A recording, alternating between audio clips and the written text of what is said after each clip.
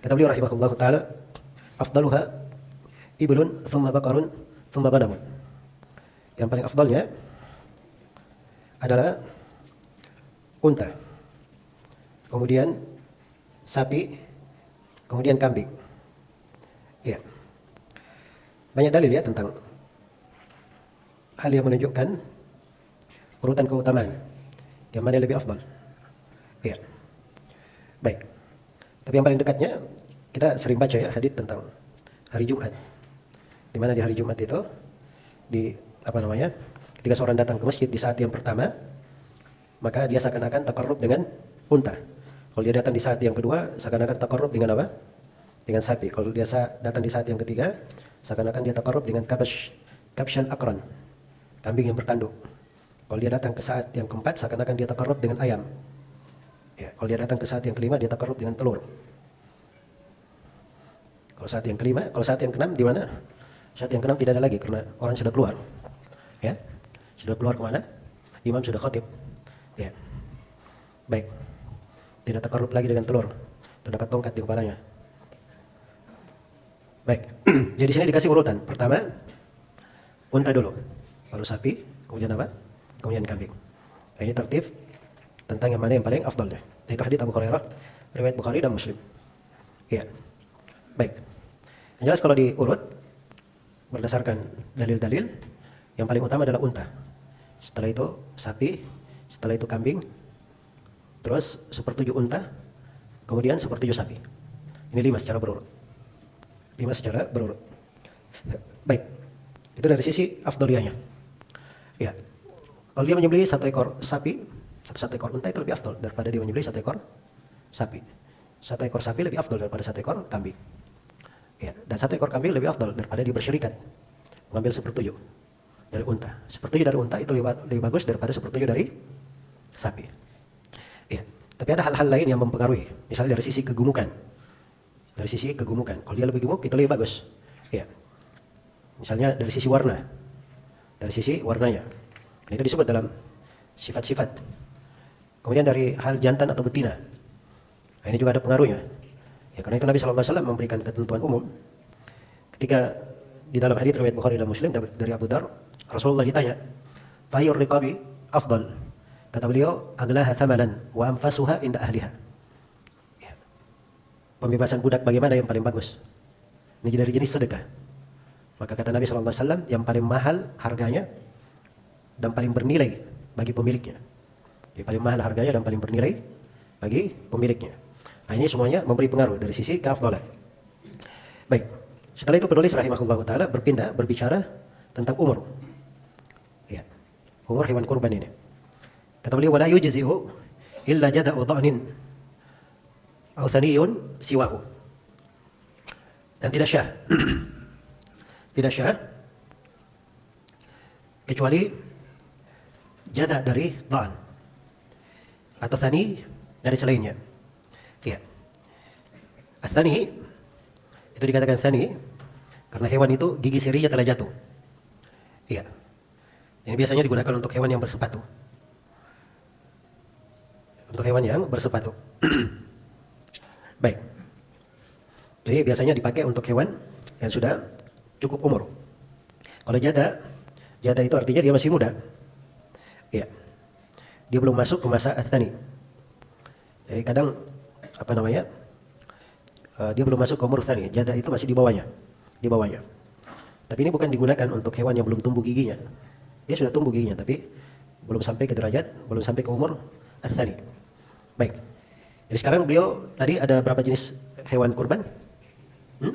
Ada 3, unta, sapi dengan kambing. Untuk al-jada yang boleh ada jada cuma di pembahasan kambing saja. Adapun unta dan sapi harus apa? Harus tsani. Baik. Kalau kambing, ya di sini akan dirinci bagaimana rinciannya. Fali ibilin khamsun. Untuk unta umurnya 5 tahun. Maksudnya dia sudah genap 5 tahun, masuk ke tahun ke-6. Wali baqarin sanatan. Untuk sapi umur 2 tahun. Maksudnya umurnya sudah genap 2 tahun, masuk ke tahun ke-3. Wali ma'zin sanatun. Dan untuk kambing dia umur 1 tahun. Maksudnya sudah genap setahun, masuk ke tahun ke-2. Walidhanin nisfuha. Dan untuk domba boleh setengahnya, boleh setengah tahun. Nah, ini jada namanya. Boleh setengah tahun. Jelas ya? Baik. Jadi ini jada. Nah, ini yang disebut oleh penulis di atas, jada'u dha'nin. Karena dia masih muda, belum sampai setahun. Nah, itu hanya dibolehkan untuk kambing, hanya boleh di mana? Kambing domba saja. Jadi kalau seperti kambing kacang, kambing kibas, kambing Garut, yang semisal dengannya, itu harus 1 tahun. Paling sedikit 1 tahun. Nah, kalau domba gak ada masalah, setengah tahun boleh. Karena biasanya domba setengah tahun saja dia sudah besar, cepat besar. Dari mana disimpulkan begini oleh penulis? Ini dari pembahasan dari sisi bahasa. Iya. Dan ini ada banyak uraian ya di kalangan para ulama seputar masalah ini, akwal, pendapat-pendapat. Tapi apa yang disebutkan oleh penulis di sini, ini sudah batasan paling pertengahannya dan paling amannya. Paling amannya. Baik, jadi saya ulangi. Untuk unta, umur berapa tahun? 5 tahun, sudah masuk tahun genap. Untuk sapi, sudah genap 2 tahun, masuk ke tahun ketiga. Kalau kambing? Kalau kambing selain domba, harus genap setahun, telah masuk tahun kedua. Kalau domba, boleh setengah tahun. Athani yang dimana ini maksud athani di sini? Athani pada unta, sapi, dan kambing selain domba. Harus tani. Kalau jaza, hanya boleh di mana? Di domba saja. Baik. Kemudian kata beliau rahimahullah ta'ala, jadi ini terkait dengan masalah umur ya. Terkait dengan masalah umur. Ya. Berikutnya beliau terangkan, wa tujzi'u asyatu an wahidin wal badanatu wal baqaratu an sab'atin. Ya. Kata beliau kambing 1 ekor itu cukup untuk 1 orang. Kambing 1 ekor cukup untuk siapa? Untuk 1 orang. Sedangkan unta dan sapi itu cukup untuk 7 orang. Ya. Jadi maksudnya kalau kambing itu hanya boleh untuk 1 orang saja, tidak boleh bersyirikat di situ. Tidak boleh bersyirikat. Tapi kalau sapi dan unta boleh bersyirikat di situ maksimal berapa orang? 7 orang. Ya maksimal 7 orang. Baik. Ya. Dan di sini oleh penulis rahimahullah taala beliau berikan kesimpulan seperti itu sebab itu yang ditunjukkan di dalam hadits-hadits yang sahih dari Rasulullah sallallahu alaihi wasallam. Ya di dalam hadits Jabir dan selainnya. Ya, adapun yang mengatakan bahwa unta boleh 10 orang, itu ada kelemahannya dari sisi periwayatan. Ya. Yang kuat itu hanya 7 orang saja. Baik.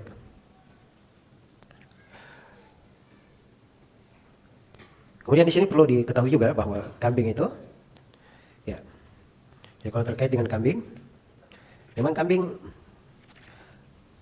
itu untuk 1 orang, tetapi untuk 1 keluarga cukup dengan seekor kambing, tidak ada masalah.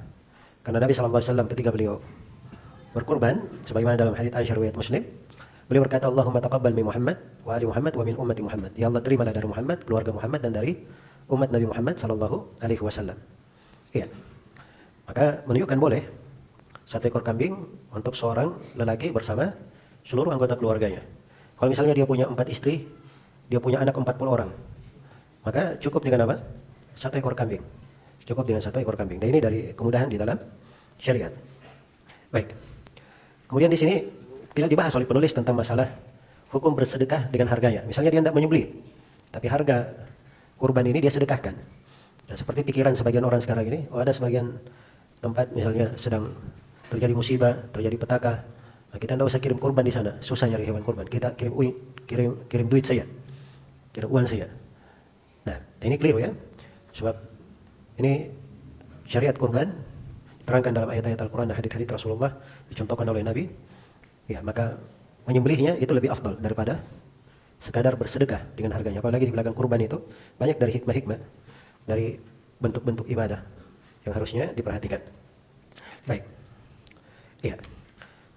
Orang yang musafir atau orang yang haji juga boleh berkurban ya, tidak ada masalah.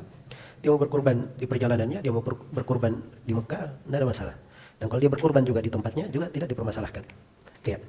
Karena Nabi SAW pernah menyembelih hewan kurbannya dalam sebuah perjalanan dan Nabi perintah kepada Thauban untuk memperbaiki hewan kurban itu, maksudnya dikeringkan supaya bisa dibawa sebagai perbekalan.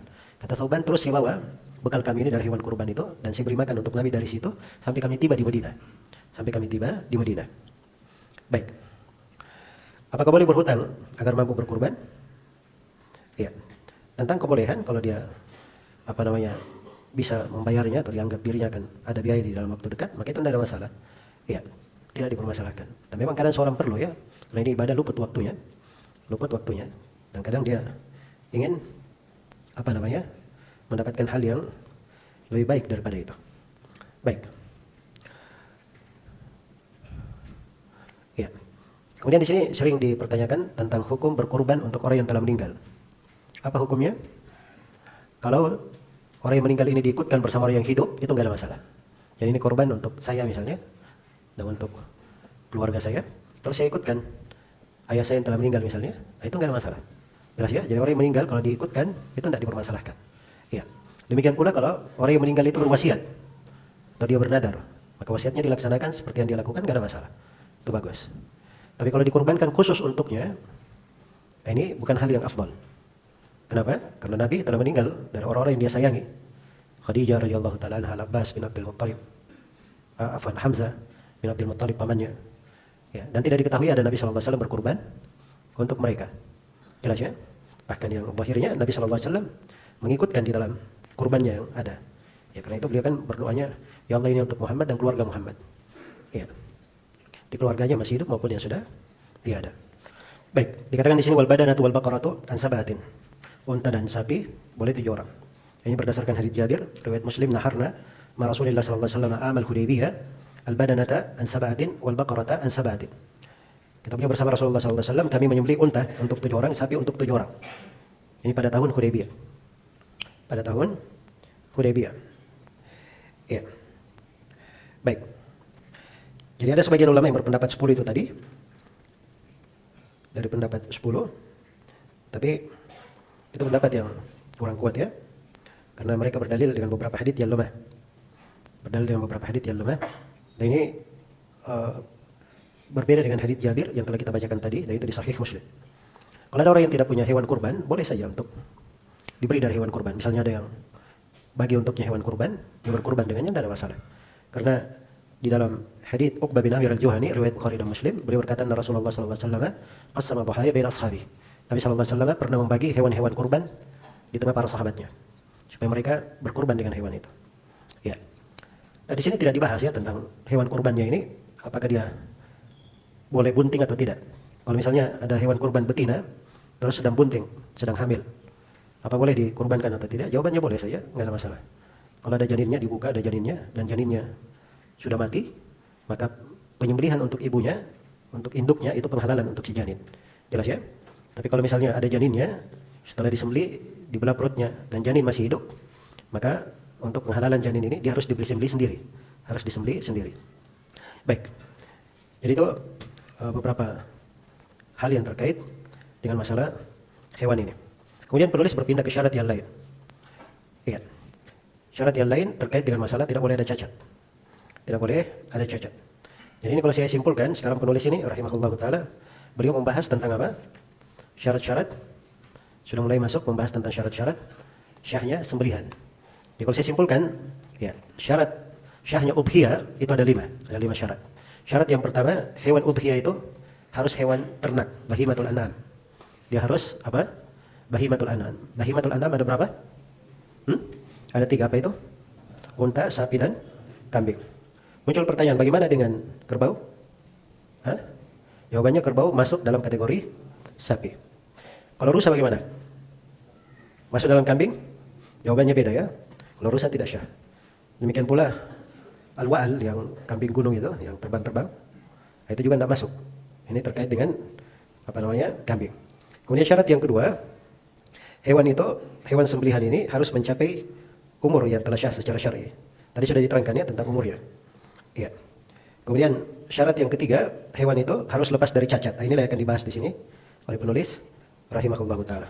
Dan syarat yang keempat, sembelihan hewan kurban itu harus disembelih pada waktu penyembelihan. Pada waktu penyembelihan. Waktu penyembelihannya juga akan dibahas. Ya, kapan waktu penyembelihannya.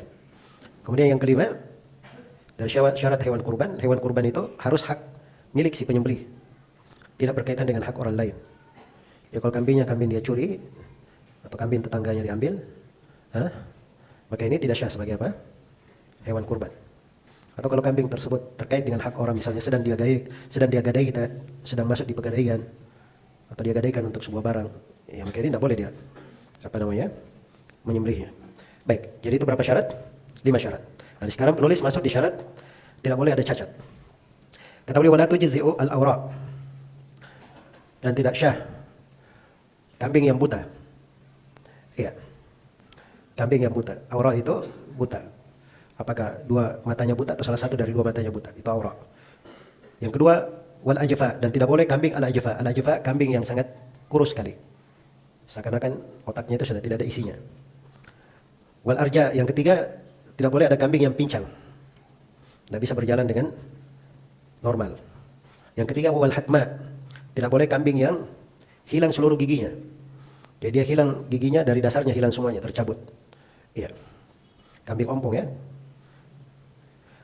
Kemudian wal jadda, dan tidak boleh kambing al jadda. Jadda ini terkait dengan kambing betina yang tempat air susunya itu sudah kering karena sudah sangat berumur. Wal maridah, dan tidak boleh kambing yang sakit. Ya, tidak boleh kambing yang sakit. Akan saya terangkan nanti ya bahwa kambing yang sakit bukan semua jenis sakit ya, tapi sakit yang sangat tampak sekali sakitnya. Kita akan baca nanti hadits sumber pembahasan di sini. Wal abba, dan tidak boleh kambing al abba yang dipotong telinganya. Ya, terpotong telinganya atau tanduknya. Itu al abba. Maksudnya terpotong telinga dan tanduknya dari dasarnya semuanya terpotong. Baik. Ya. Kemudian ya. Kata beliau, balil batra khilqatan wal jamma'u. Adapun kambing al batra khilqah, ya, yang memang asal penciptanya ada yang terpotong. Misal kambing yang dari dasarnya ketika dia lahir tidak ada tanduknya. Kambing dari lahirnya tidak ada telinganya. Ini memang secara penciptanya seperti itu. Nah, ini kata penulis tidak ada masalah. Ini syah. Demikian pula al jamma. Al jamma ini kambing yang tercipta tidak ada dua telinganya. Ya. Wal khasiyu gairul majbub. Demikian pula al khasi. Ya. Demikian pula al khasi. Al khasi itu hewan yang sudah dikebiri. Hewan yang dikebiri. Ya, jadi kalau dia dikebiri tidak ada masalah ya, karena Nabi SAW pernah menyembelih hewan yang dikebiri. Ya. Dan hewan yang dikebiri itu memang kadang berfungsi ya, sebab ketika hewan itu dikebiri, itu biasanya dagingnya lebih lembut dan hewannya akan menjadi lebih gemuk. Ya, hewannya menjadi lebih apa? Menjadi gemuk. Ya. Tapi ini gairu al-majbub, bukan hewan yang dipotong. Bukan hewan yang terpotong kemaluannya, dakarnya. Jadi kalau dia terpotong dakarnya, ini oleh penulis tidak boleh. Karena ini kurang di dalam apa? Di dalam tubuh dari si hewan. Cacat sama dengan sebelumnya. Baik, ini menurut penulis ya, kita akan lihat bagaimana ininya. Kemudian kata beliau, wama bi udhunihi aw qarnihi qata'un aqallu minan nis. Demikian pula syah kalau di telinga dan di tanduknya terpotong tetapi lebih sedikit dari setengah. Telinganya terpotong cuma setengah saja. Ya, ekornya terpotong tapi cuma di ujungnya saja. Kan sebagian kambing gitu kan ada yang telinganya memang dipotong sedikit untuk diberi tanda. Ya. Ada sebagian kambing seperti itu. Oleh itu kambing-kambing dari Australia itu yang masuk ke Saudi itu banyak dipotong ekornya. Ya, banyak dipotong ekornya. Baik. Hal-hal yang seperti itu tidak ada masalah. Baik. Ini menurut penulis rahimahullahu taala. Jadi intinya apa yang disebut oleh penulis di sini? Ini ada sejumlah perkara beliau detailkan. Ada hal-hal yang dimaklumi. Misalnya empat cacat. Ini empat cacat memang ini sumber dan akar pendalilan di dalam masalah. Hadits Al-Bara bin Azib radhiyallahu taala anhu. Ya, riwayat Imam Malik, Ahmad, Abu Dawud, At-Tirmidzi, An-Nasai, Ibnu Majah dan selainnya. Di mana Rasulullah sallallahu alaihi wasallam menyebutkan empat cacat yang tidak boleh ada pada hewan kurban. Apa itu? Kata beliau, al-arja'u al-bayyinu dhala'uha. Sembelihan yang pincang yang kepincangannya sangat tampak. Satu. Kemudian yang kedua, al-awra'u al-bayyinu awaruha. Sembelihan yang buta yang kebutaannya sangat tampak. Kemudian yang ketiga, al-maridhu al-bayyinu maraduha. Hewan yang sembelihan yang sakitnya sangat tampak. Kemudian yang keempat, al-ajfa'u allati la tunki. Sembelihan yang kurus yang tidak berlemak, tidak bersumsum lagi. Jadi ini empat cacat ya. Empat cacat. Ya, secara umum empat cacat ini disepakati oleh para ulama. Cuma di dalam mengikutkan apa yang mirip dengan empat cacat ini kadang ada silang pendapat dalam hal ini. Baik, jadi kalau kita lihat cacat yang pertama, sembelihan yang pincang, yang kepincangannya sangat tampak. Jadi apa ukurannya pincang itu? tampak dari jalannya ya. Terus yang paling jelas itu kalau jalan bersama kawan-kawannya itu pasti ketinggalan itu hewan. Jelas ya, kalau ada kambing pincang di tengah kambing sehat berjalan, dia ketinggalan. Nah ini kepincangan sangat tampak. Tapi kalau dia pincang kemana-mana sama saja, tidak ada masalah. Itu kepincangan tidak tampak namanya. Itu tidak ada masalah.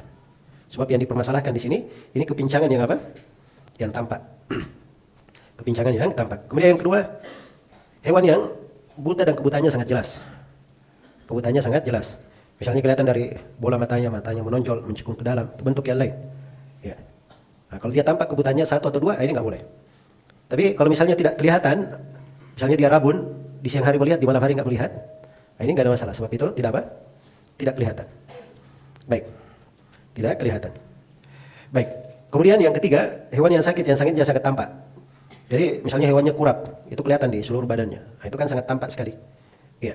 Apalagi itu memberi pengaruh ya di kualitas daging dan seterusnya. Atau hewan yang misalnya sakit, tidak mau makan dan seterusnya itu kelihatan.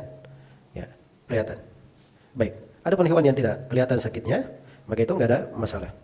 Tidak ada masalah. Nah, maka ini kalimat-kalimat yang disebutkan oleh penulis di sini ada hal-hal yang perlu apa? Perlu dirinci lagi. Kemudian yang keempat, yang kurus. Ya, yang kurusnya itu sudah tidak berlemak, tidak bersunsum. Itu biasanya diketuk dari apa namanya? Dari tulangnya. Kalau tulangnya berbunyi nyaring, nah ini kambingnya kurus apa? Tidak berisi. Tapi kalau dia kurus diketuk, ya tidak nyaring, bahkan apa namanya? Bahkan dia kuat, nah ini tidak ada masalah. Jelas ya? Baik. Jadi ini 4 cacat yang disepakati. Adapun selain daripada itu, ini ada silang pendapat ya dalam masalah ini terkait dengan masalah putus telinganya. Ya, itu memang kalau ditinggalkan bagusnya apa namanya dihindari, jangan diambil. Sebab itu lebih aman, lebih keluar dari silang pendapat. Tapi kalau telinganya cuma putus sedikit, ekornya sedikit, nah itu nggak ada masalah insya Allah. Tapi kalau putusnya banyak atau tanduknya patah semuanya, nah ini bagusnya cari yang lain. Ya, tapi mengatakan tidak syah, nah ini apa namanya hal yang sulit ya karena masalah-masalah yang seperti ini ya tidak ada dalil tegas dalam hal tersebut. Ya wallahu taala alam.